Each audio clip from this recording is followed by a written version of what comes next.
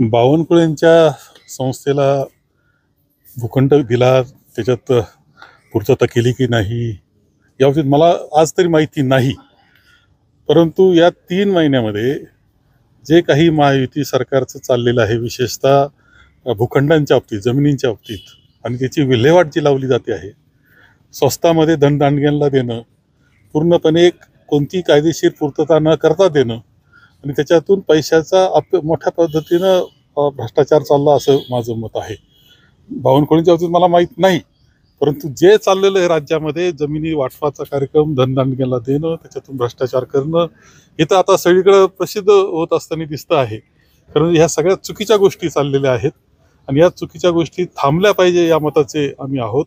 हजारो कोटी रुपयाची जमीन कवडीमोल भावानं धनदांडग्यांच्या घशात घालायचा कार्यक्रम, याचा अर्थ त्यामध्ये गैरव्यवहार सुद्धा खूप मोठे आहेत.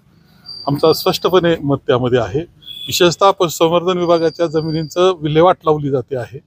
याशिवाय दुग्ध विभागाच्या वरळीला जी जमीन आहे दुग्ध विभागाची, तिची सुद्धा विल्हेवाट लावण्याचं, म्हणजे अत्यंत प्राईम जागा आहे ती, सिलिंग जवळची जागा आहे, तिची सुद्धा विल्हेवाट लावण्याचा कार्यक्रम चाललेला आहे असं आम्हाला कळालं. बैठका सुरू आहेत.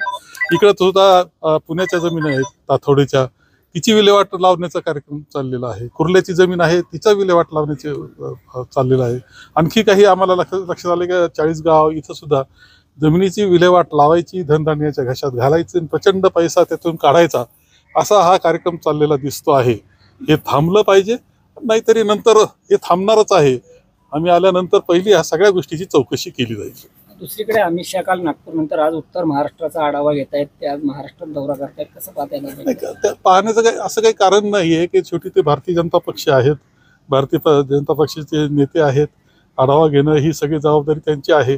पण त्यांना आढाव्यामध्ये निष्कर्ष हाच येईल की लोक महाविकास आघाडीबरोबर आहेत आणि प्रचंड मताधिक्यानं, प्रचंड बहुमतानं महाविकास आघाडी ही सत्तेवर येईल. काल नागपूरमध्ये त्यांनी असंही सांगितलं की पवार असतील, उद्धव ठाकरे असतील, याबरोबर काँग्रेसला रोखणं यावेळेस गरजेचं आहे. कुठेतरी एक भीती निर्माण झाली. नाही, त्यांचं उद्दिष्ट जे आहे ते अंतिम उद्दिष्ट भारतीय जनता पक्षाचे फार वेगळे आहेत.